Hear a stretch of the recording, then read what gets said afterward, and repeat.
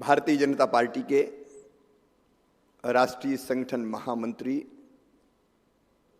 कुशल संगठक, राष्ट्रवादी विचारक, मौलिक चिंतक, और अभी जो वो बोल रहे थे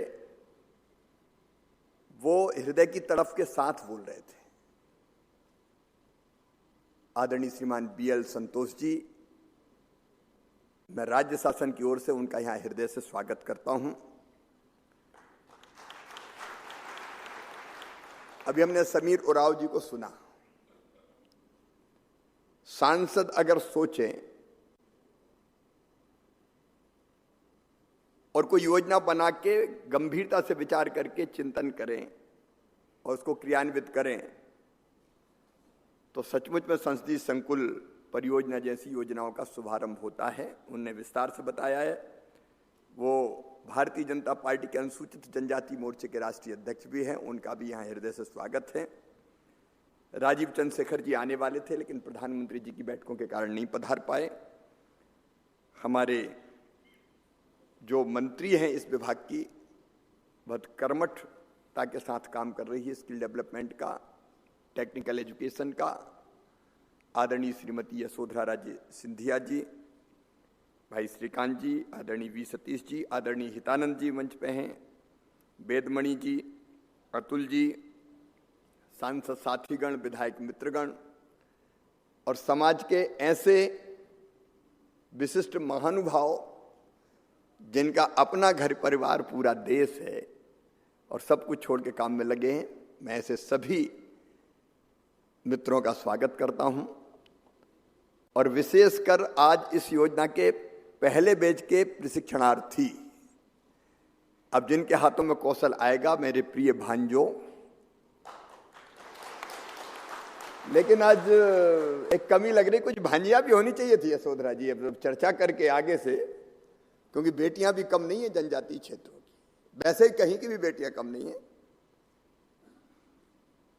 ये प्रधानमंत्री श्रीमान Narendra Modi ji man of ideas है।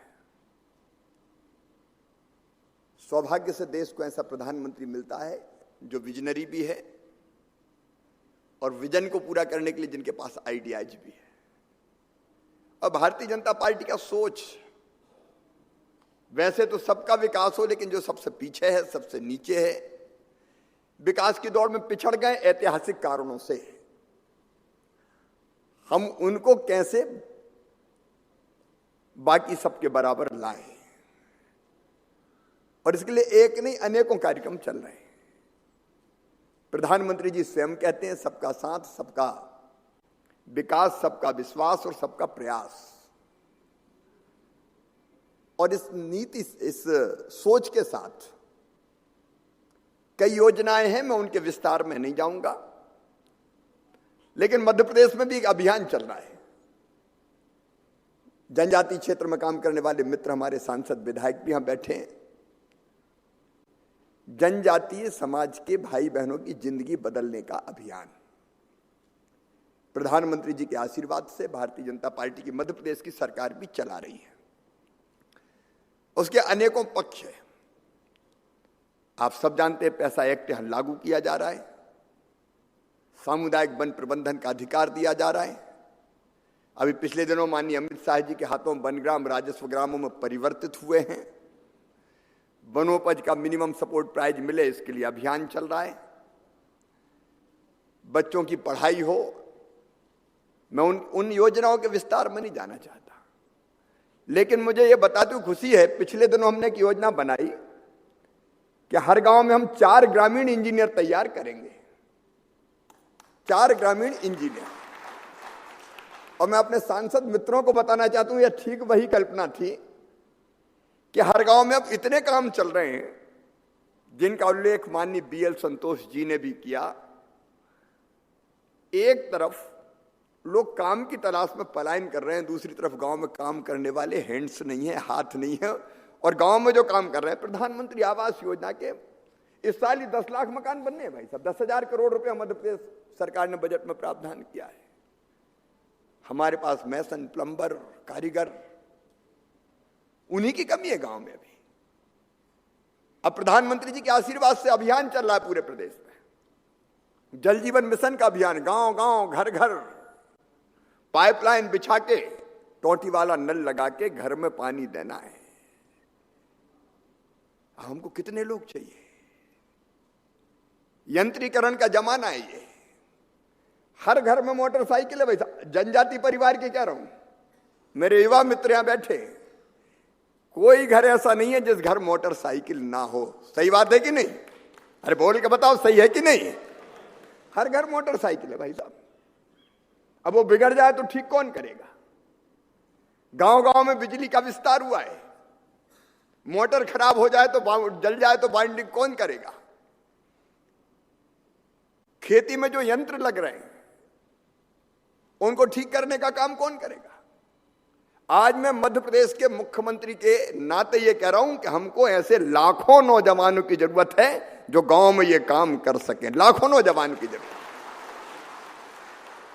और हमने 4 ग्रामीण इंजीनियर की बात की तो हमारे यहां लगभग 53,000 गांव में से 2,000 गांव हम मान सकते हैं वीरान है, 51,000 गांव, 22,800 से ज्यादा पंचायतें, तो 2 लाख तो हमें सीधे सीधे चाहिए। स्किल्ड मैन पावर, जिनके हाथों में कौशल हो, जो काम करना जानते हो। और तिवारी जी ने शायद अभी कहा था कि ग्रामीण इंजीनियर, ग्रामीण उद्यमी, इनको ट्रेनिंग तो दे रहे हैं, लेकिन बाद में इनकी चिंता कर लेना। मैं अपने बच्चों को यह विश्वास दिलाता हूं कि तुम ग्रामीण इंजीनियर होगे, चिंता ही मत करो। ये चाहिए गांव में, वास्तव में हमारी जरूरत है। और ग्रामीण इंजीनियर का कॉन्सेप्ट जो हमारा है इन कामों में लोगों को लगाने का, वो अलग अलग तरह का है। आप प्राइवेटली काम कर सकते हो, इतने काम मिलेंगे, हाथ में कुशलता तो कारीगर ढूंढते फिरते हैं लोग। हमने एक योजना बनाई है, मुख्यमंत्री युवा उद्यमी योजना, जिसमें हमने जनजाति बेटा बेटियों के लिए एक अलग कंपोनेंट रखा है। उनको लोन की गारंटी और इंटरेस्ट सब्सिडी देके उनका वर्कशॉप खुल सकता है, वो अलग अलग तरह के काम कर सकते हैं। खुद ही अपनी शॉप्स हो, दुकान हो, मशीनें लाके कोई काम करना हो, उसमें प्राथमिकता दी जाती है। और जो हर पंचायत में 4 लोग तो हमको इन सब कामों को करने के लिए चाहिए। कौशल चाहिए, हाथ में काम की कमी नहीं है। देखो, 2 अलग अलग दृश्य देखने मिलते हैं। एक तरफ हम ऐसी संख्या देखते हैं कि जिनके पास जॉब नहीं है, रोजगार चाहिए, और दूसरी तरफ उसी समय हमारे पास काम करने वाले लोग नहीं है। हाथों में कौशल आ जाएगा तो तुम काम करने वाले होगे। और सचमुच में कहा संतोष जी ने, तभी जब गांव में काम मिलेगा, करेंगे, तभी पलायन रुकेगा। भाषण से पलायन नहीं रुकने वाला। इसलिए ये योजना यहां आपने पायलट के आधार पर प्रारंभ किया, आपने कहा प्रयोगिक जल्दी सब डट जाए। सचमुच में ग्रामीण उद्यमी तैयार करने में, ग्रामीण इंजीनियर तैयार करने में मील का पत्थर होगी।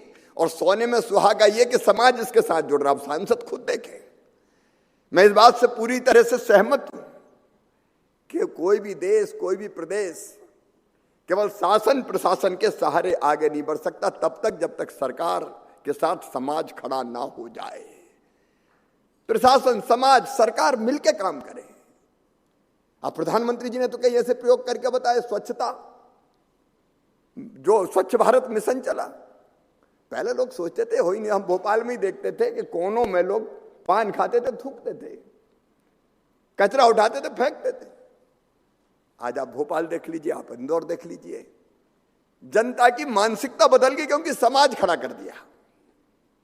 मध्य प्रदेश में कोविड से लड़ने के लिए हमने एक मॉडल जनभागीदारी का तय किया। मैं आनंद के साथ बताना चाहता हूं, कोविड की लड़ाई केवल सरकार ने नहीं लड़ी, सरकार के साथ समाज ने खड़े होकर लड़ी। गांव गांव में क्राइसिस मैनेजमेंट कमेटियां बनकर निकल पड़ी। इसलिए बिना समाज के सहयोग के कोई बदलाव आएगा, ये मैं भी नहीं मानता। और इस प्रकल्प में चूंकि सांसद मित्रों ने विस्तार से, आदरणीय संतोष जी ने बताया है और धन्यवाद भी दिया है, और उसके साथ साथ सामाजिक कार्यकर्ताओं का इन्वॉल्वमेंट है। मैं प्रसंग नहीं है, लेकिन एक प्रयोग संतोष जी बताना चाहता हूं। मध्य प्रदेश में हमने अभियान चलाया, गांव का गौरव दिवस बनाओ, शहर का गौरव दिवस बनाओ। आश्चर्यजनक परिणाम है, आश्चर्यजनक। 4000 गांव में गांव का गौरव दिवस मना, और गांव में जो लोग उस दिन बाहर रहते थे कहीं भी, उन सबको निमंत्रित किया। वो आए और गांव के लोगों ने तय किया फिर हमारा गांव स्वच्छ रहेगा, हमारे गांव में व्यर्थ बिजली नहीं जलाएंगे, हमारे गांव की आंगनबाड़ी ठीक चले इसकी देखरेख हम करेंगे। गांव गांव में संतोष जी किसानों ने तय किया इस बार कि हमारे पास अनाज आ रहा है, हम आधा आधा कुंटल अनाज आंगनबाड़ी में भर देंगे, हमारे गांव का कोई बच्चा कुपोषित नहीं रहेगा, हर बच्चा स्वस्थ होगा। एक नहीं, ऐसे अनेकों फैसले। स्कूल कैसे ठीक चले गांव का, नशा मुक्त गांव कैसे बने, गांव में स्थान तय कर दिया कि रोज जब जन्मदिन किसी का होगा यहाँ पेड़ लगाएंगे हम, कम से कम जितनी ऑक्सीजन हम ले रहे हैं उसका इंतजाम तो हम कर दें। अभी भोपाल का मनने वाला है आलोक, एक जून को 7 दिन लगातार, इंदौर का मनने वाला 31 मई को 7 दिन लगातार कार्यक्रम, उज्जैन का मना आपने देखा होगा, लाखों लोग निकल पड़े। अगर परिवर्तन आता है तो समाज के इन्वॉल्वमेंट के कारण ही आता है, और जनभागीदारी का यह मॉडल प्रधानमंत्री जी ने कई इनिशिएटिव लेकर खड़ा किया है। मध्य प्रदेश भी उस दिशा में काम कर रहा है, और आज का जो इनिशिएटिव है सांसद मित्रों, मैं भी आपको हृदय से बधाई देता हूं। सचमुच में हम जब रूटीन के काम करते हैं तो वो ही आते हैं, इसका ट्रांसफर करवा दो, इसका ट्रांसफर रुकवा दो।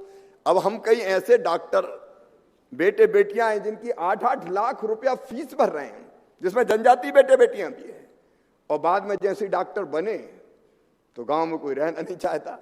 ये सच्चाई बताइए, आईना दिखाया है भाई साहब ने। इसलिए जब तक दिल में तड़प पैदा नहीं होगी कि हम अपने गांव को बदलें, अपने प्रदेश को बदलें, तब तक काम चलेगा नहीं। और इसलिए समाज की भागीदारी नितांत आवश्यक है। इस प्रकल्प के बारे में चूंकि विस्तार से समीर जी ने भी बताया, कपिल जी ने भी बताया, इसलिए मैं उन बातों को नहीं दोहरा रहा। मैं इस अभिनव प्रकल्प के लिए केवल शुभकामनाएं नहीं दूंगा, क्योंकि संतोष जी ने यह भी कहा कि शुभकामना देने से काम नहीं चलेगा, और मुख्यमंत्री शुभकामना देकर नहीं बैठ सकता। मैं संकल्प लेता हूं कि मध्य प्रदेश में आप सबके साथ मिलकर, मैं नहीं हम, मैं से भी कई बार अहंकार झलकता है, मैं नहीं हम मिलके इस प्रकल्प को सफल बनाएंगे। और ये पायलट प्रोजेक्ट नहीं रहेगा। हमने थोड़ा विचार चूंकि पहले से ग्रामीण इंजीनियर का किया हुआ है, और हम यशोधरा जी बैठे हैं, हम यहाँ ग्लोबल स्किल पार्क बना रहे हैं सिंगापुर के सहयोग से, जहां ऐसी ट्रेनिंग जिसके कारण तत्काल प्लेसमेंट मिल जाए। हम मॉडल ITIs बना रहे हैं, तो हमारे पास क्रिप्स तो है ही, क्रिप्स तो ट्रेनिंग दे गई, लेकिन हमारे पास और भी संस्थाएं जो व्यापक पैमाने पर स्किल्ड मैन पावर तैयार कर सकती है। और एक और शुभ समाचार यह है कि मध्य प्रदेश में तेजी से निवेश आ रहा है, और हमको कई ऐसे बेटे बेटियों की जरूरत है जो स्किल्ड हो, उनको आराम से वहां काम मिलेगा, लेकिन गांव में भी काम मिले, इसका प्रबंध हम जरूर करेंगे। मैं शुभकामनाएं भी देता हूं, हम सहयोग भी मिलकर करेंगे, और इस प्रकल्प को सफल करके एक मॉडल के रूप में हम खड़ा कर देंगे कि समाज अगर प्रयास करे तो ये हो सकता है। बहुत बहुत धन्यवाद।